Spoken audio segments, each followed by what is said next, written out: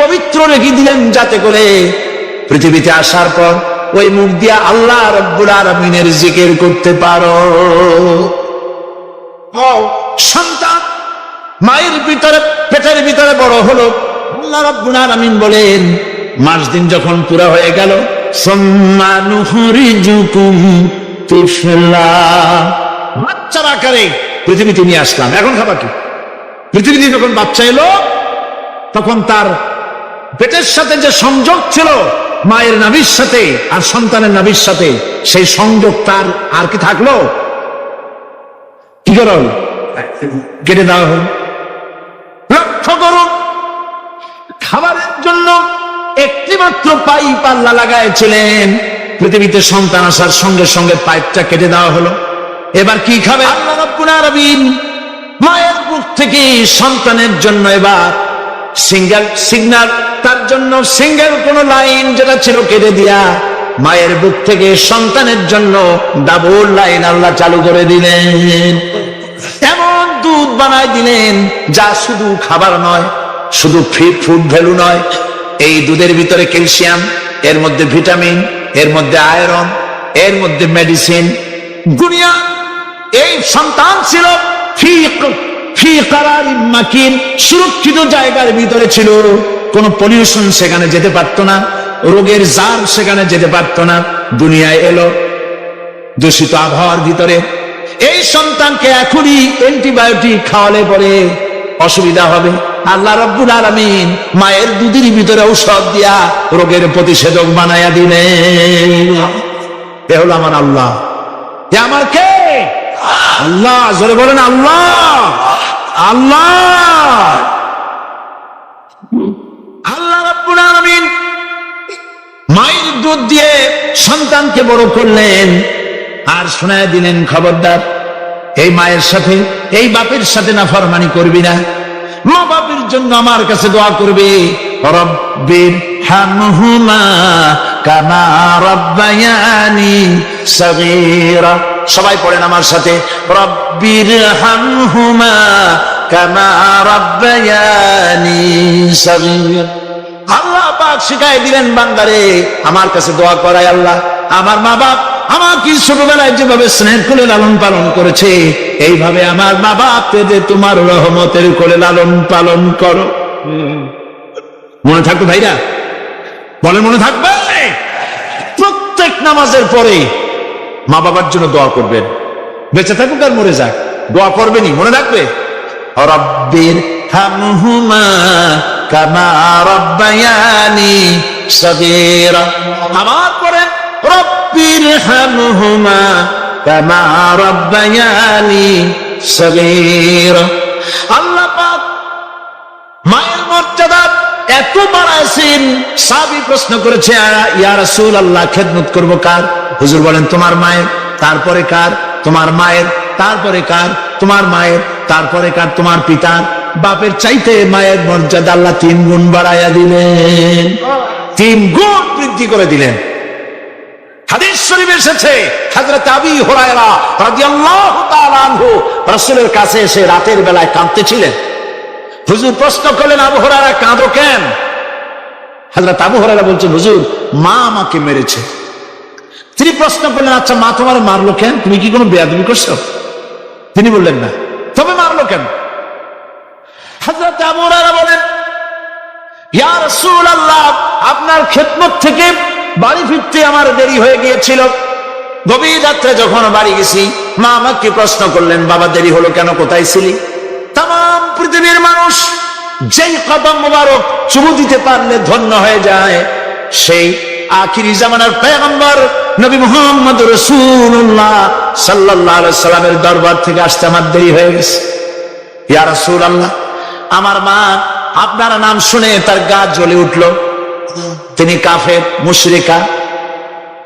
আপনার নাম শুনে অগ্নি শর্ম হয়ে আমাকে ধরে পিটানো আরম্ভ করলেন আর বললেন, আবু হুরায়রা হয় মুহাম্মদ সাল্লাল্লাহু আলাইহি সাল্লামের বাড়ি ছাড়বি, নইলে আমার বাড়ি ছাড়বি, কি করবি বল? মা কেঁদে কেঁদে আমি বললাম, মা তোমার গায়ে যত শক্তি আছে আমারে মারো, তোমার বাড়ি শুদ্ধ, তাম দুনিয়াটা ছেড়ে দিতে পারি, মুহাম্মদ রাসূলুল্লাহ কদম মোবারক ছেড়ে দিতে পারি না। হুজুর আমার মা গলা ধাক্কা মেরে আমাকে বের করে দিয়েছেন। হুজুর বলছেন, আবু হুরায়রা, মা তোমাকে বেড়েছে আর আমার কাছে নালিশ করছো?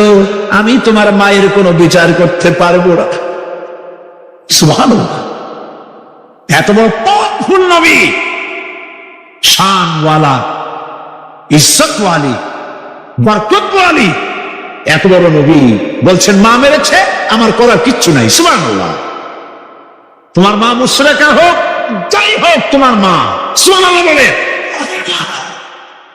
আমার বন্ধুগণ, হযরত আবু হুরায়রা বলেন, ইয়া রাসূলুল্লাহ, মায়ের বিরুদ্ধে কোনো অভিযোগ নিয়ে আমি আপনার কাছে আসি নাই।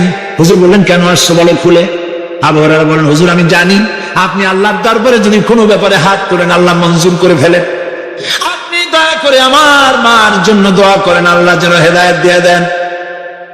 আমার নবীজি দুখানে হাত উত্তোলন করলেন, বললেন, আল্লাহুম্মা ইহদি উম্মা আবি হুরায়রা, আয় আল্লাহ আমি দোয়া করতেছি আবু হুরায়রার মাকে হেদায়েত নসিব করো। হুজুর হাত তুলে মোনাজাত করছেন, আবু হুরায়রা দৌড় দিলেন বাড়ির দিকে। কয়েকজন সাহাবী হযরত আবু হুরায়রার জামা টেনে ধরেছে, এই ভদ্রলোক দৌড়ায় কেন? এত শান্ত মানুষ, কখনো গরম হয়ে কারোর সঙ্গে কথা বলে না। এই মানুষটা দৌড়ায় কেন? কোনো বিপদ হইল নাকি? জামা টেনে ধরে বলে, আবু হুরায়রা দৌড়াও কেন? হযরত আবু হুরায়রা বলেন, জামা ছেড়ে দাও, কোনো বিপদ আমার হয় নাই, আমি দৌড়াইয়া বাড়ি যাই দেখতে চাই। আমি দৌড়াইয়া আগে বাড়ি যেতে পারলাম না, আমার নবীর দোয়া আগে আমার বাড়ি চলে গেছে, আমি এটা দেখতে চাই। হযরত আবু হুরায়রা দৌড়াতে দৌড়াতে বাড়ি চলে গেছে।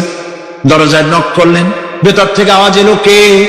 তিনি বললেন, আমি আবু হুরায়রা। মা, দরজা খুলে দাও, আমি তোমার সন্তান। মা বললেন, বাবা অপেক্ষা করো, দরজা খুলতেছে। হযরত আবু হুরায়রা বলেন, মায়ের গলার আওয়াজের ভেতরে কুফরি কর্কশতা পেলাম না, মায়ের গলার আওয়াজের ভেতরে তাওহীদের নরমিয়াত পেলাম। আমার কাছে মনে হলো আমি আবু হুরায়রা বাড়ি আসার আগে নবীজির দোয়া আল্লাহর আরশে পৌঁছে গেছে।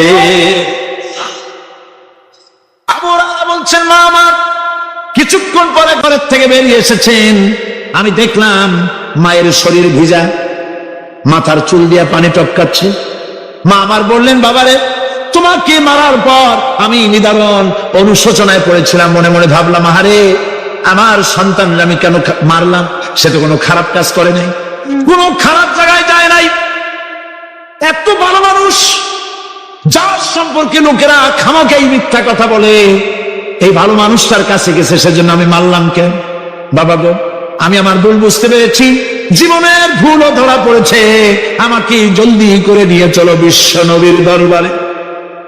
হযরত আবু হুরায়রার মা রাসূলুল্লাহর খেদমতে এসে ঘোষণা করলেন, আশহাদু আল্লা ইলাহা ইল্লাল্লাহু ওয়াহদাহু লা শারীকা লাহু ওয়া আশহাদু আন্না মুহাম্মাদান আবদুহু ওয়া রাসূলুহু। আমার ভাইরা, আল্লাহ রাব্বুল আলামিন মানুষ সৃষ্টি করে পৃথিবীতে পাঠিয়ে দিলেন, খাবারের ইন্তজাম করলেন, এগুলি সব আল্লাহর পরিচয়। আল্লাহরে চেনার জন্য বড় বড় কিতাব ঘাটা লাগে না, কিসমতে যদি থাকে দুই একটা দৃষ্টান্ত যথেষ্ট হয়ে যায়। সুবহানাল্লাহ, সুবহানাল্লাহ, দুই একটা দৃষ্টান্ত যথেষ্ট। আল্লাহ পাক সমস্ত সৃষ্টি জগৎকে তৈরি করলেন, সৃষ্টি করলেন, আর তাদের খাদ্যের ব্যবস্থা করলেন। কে করেছেন খাদ্যের ব্যবস্থা? খাদ্য দেন আল্লাহ। কিন্তু অহংকারী যারা, তারা বলে দেশের বাম্পার ফলনের জন্য সমস্ত কৃতিত্ব সরকারের। বলেন আস্তাগফিরুল্লাহ, বলেন নাউজুবিল্লাহ। এদের একজন বলছিল 3 বছর কিছু দিবার পারুন না, লোকেরা কয় আমরা না খাইয়ে থাকুন, আল্লাহ কয় আমিও দেহুম, কদ্দুর পারো না খাইয়ে থাক। ফসল কে দেন? জোরে বলেন কে দেন? বাম্পার ফসলের ফলনের দাবি সরকার করতে পারে না, এটা কুফরি, এটা শিরক। জমিনের ফসল কে দেন? আকাশের বৃষ্টি কার? পানি কার? সরকার সব আল্লাহ পাক। আল্লাহ পাক কোরআন শরীফে বলেছেন, লাইন শাকারতুম লাযীদান্নাকুম ওয়া লাইন কাফারতুম ইন্না আযাবী লাশাদীদ। আমার নিয়ামতের শুকর যদি আদায় করো বাড়ায় দেব, আর যদি কৃতজ্ঞ হও শুকরিয়া আদায় না করো মস্ত বড় শাস্তি দেব। ফসল দেই আমি, আর শুকরিয়া আদায় করো তোমার বাজানে, ঠিক কিনা? শুকরিয়া আদায় করে কার? বাজানে।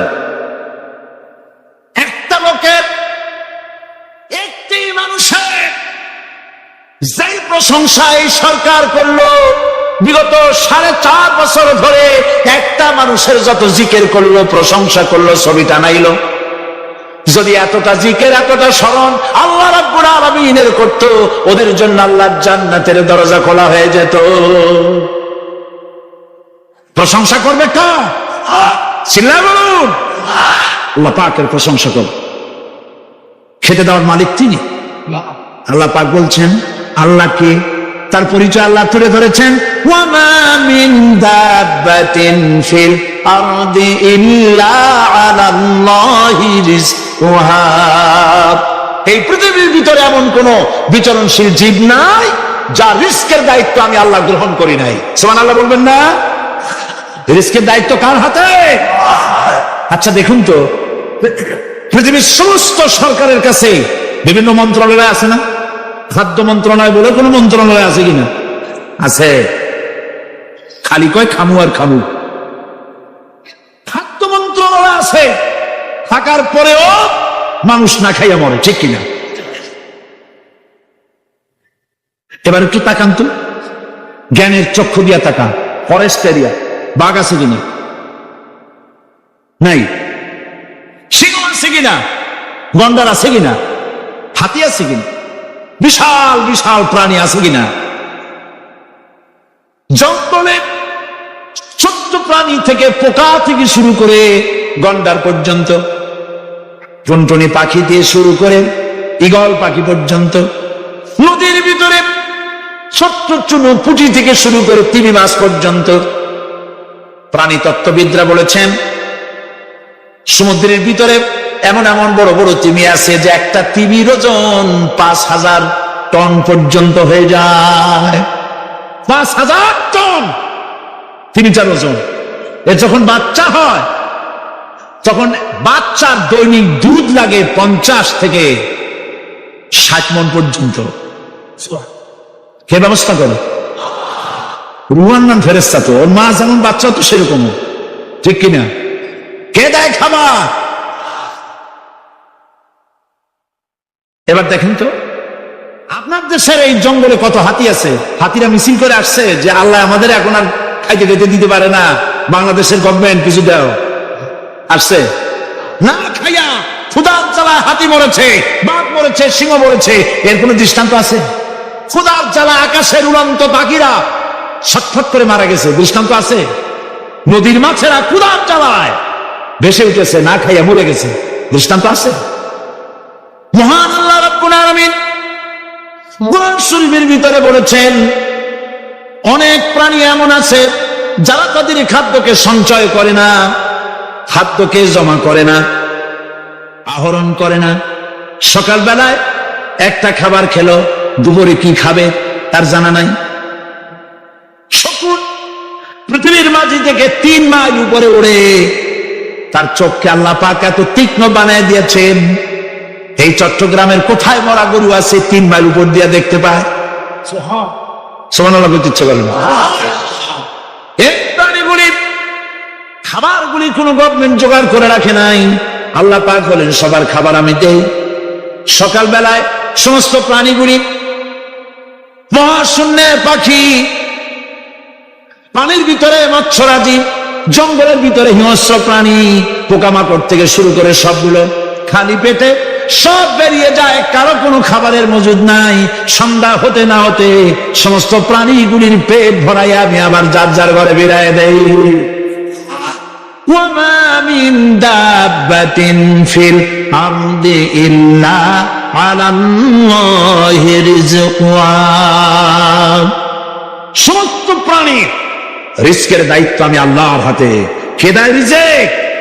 জোরে বলুন, কে দেন? আল্লাহ। কি খাবেন সব আল্লাহ জোগাড় করে দিয়েছে। তরিতরকারি জোগাড় করেছেন, মাছ জোগাড় করেছেন, চাউল দিয়েছেন, খাবার দিয়েছেন, গোশ দিয়েছেন, সব দিয়ে দিয়েছেন। আল্লাহ রাব্বুল আলামিন সমস্ত জিনিস দিয়ে মানুষকে আল্লাহ পাক তার জন্য আল্লাহ সব করেছেন।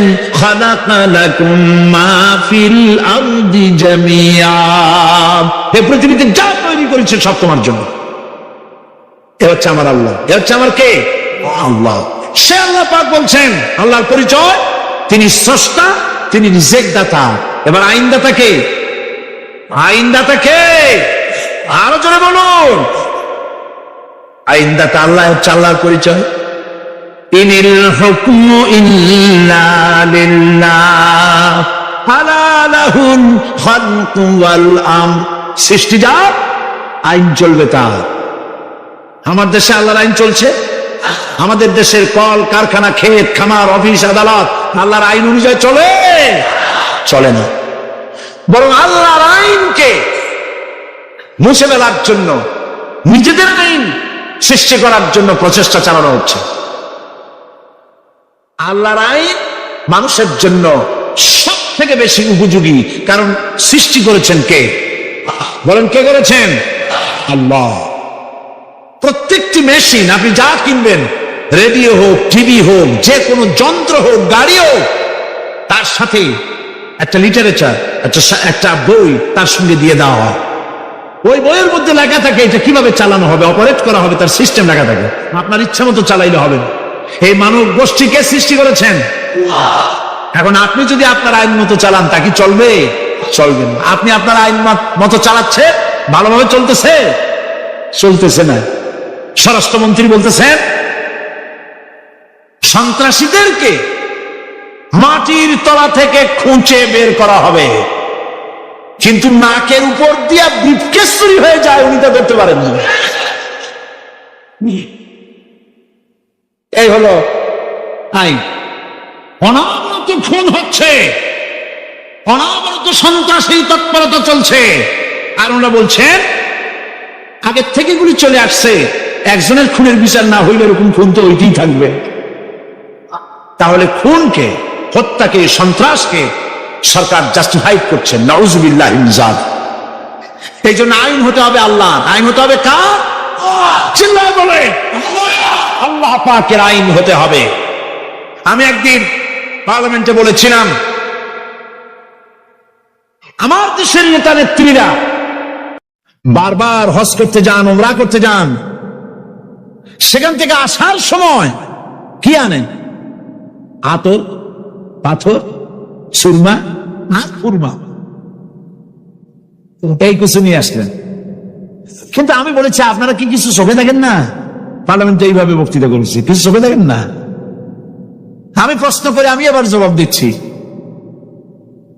আপনারা যারা হজ করতে যান, উমরা করতে যান, হজের কথাই বলি, এই হজ করতে যখন চট্টগ্রামবাসীর জন্য তাফসীরুল কোরআন মাহফিল নিয়ামত, এই নিয়ামত কিয়ামত পর্যন্ত আল্লাহ টিকায় রাখুন, বলি আমিন। আগামীকালের আখেরি মোনাজাতে সমস্ত মুসলমান চতুর্দিক থেকে আল্লাহ পাকের নারা লাগাতে লাগাতে আসবেন। আল্লাহু আকবার। গোটা চট্টগ্রাম, গোটা চিটাগাং শহর আগামীকাল কোরআনের মিছিলের শহর হবে ইনশাআল্লাহ।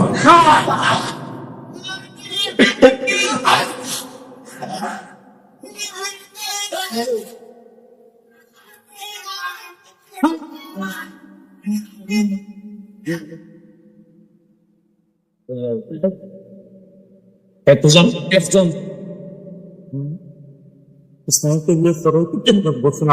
আপনি যে বলছেন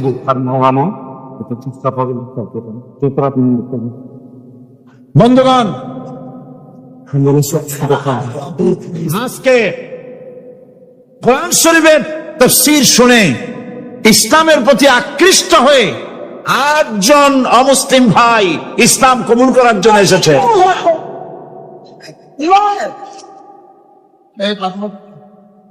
লা ইলাহা